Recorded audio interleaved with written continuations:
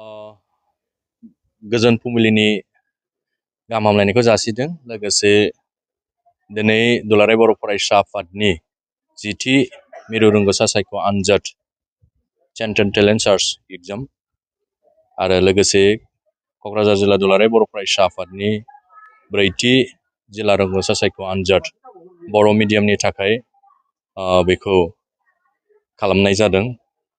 दा गासै आसामाव बर' बिजोंजों फरायनाय आनजाद लिरगिरि आरो क'क्राझार जिल्लानि सिङाव क्लास 6निफ्राय लानानै 10सिम आनजाद लिरगिरि फंबाय बिनानावमोननि गासै फरायसा बिथांमोननिसिम बेस्ट अफ लाक जासिहरदों। गिबियावनो दुलाराय बर' फरायसा आफादनि जे क्वालिटि इडुकेसन मुभमेन्ट बेखौ लानानै सोलोंथाइखौ लानानै हाबा मावनाया गोख्रोंनिफ्राय गोख्रोंसिन जोङो नुनो मोनदों।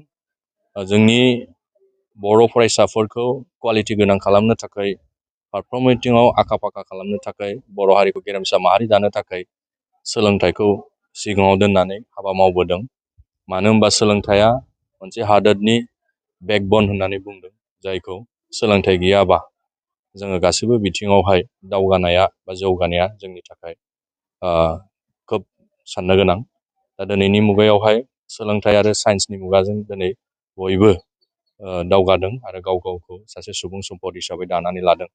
दिनै दुलाराय बर' फरायसा आफाद हिसाबै बे मिशन आरो थांखिनि गेजेरजोंनो जोंनि बर' फरायसाफोरखौहाय फारफ्रोम बिथिङाव आखा फाखा खालामनो थाखाय गोख्रोङै दानि जे मुगाजों खारफाहोनो थाखाय कम्पिटिटिभ मुगाजों गावखौ बावसोमनो थाखाय दुलाराय बर' फरायसा आफादा नैबे सेन्ट्रेल टेलेन्ट सार्च एग्जामखौ खुंबोदों।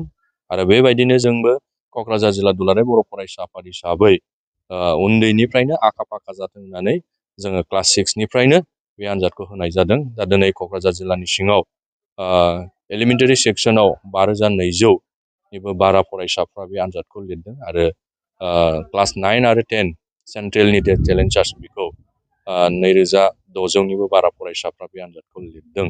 दा बेजों जोंनि गासै फैबाय थानाय समाव सासे मोजां सुबुं सम्पद मोनहैनो हागोन। आरो बे एग्जामा आं पास जानांगौ बा सोरबा सासेया पास जानांगौ बा बेबायदिखौ जोङो साननानै होआखै। मानो होनबा बियो जाहैबाय बोसोरसेयाव जे सासे फरायसाया गावनि फरायनायखौ नैबे कम्पिटिटिभनि गेजेरजों एग्जाम माइन्ड खालायनानै नायनायनि उनावहाय गाव बेसेबां रोंखो, गाव बेसेबां बेबायदि आनजादजों बा बेबायदि मोनसे कम्पिटिटिभ आनजादजों गाव मोगा मोगि जानो हायो आरो इयुनावहाय बेनिफ्राय गाव माबायदि साखाफारा जानानै लानांगौ, नैबे मोनसे जोंनि फरायसाफोरनि सायाव सांग्रांथि लाबोनाय।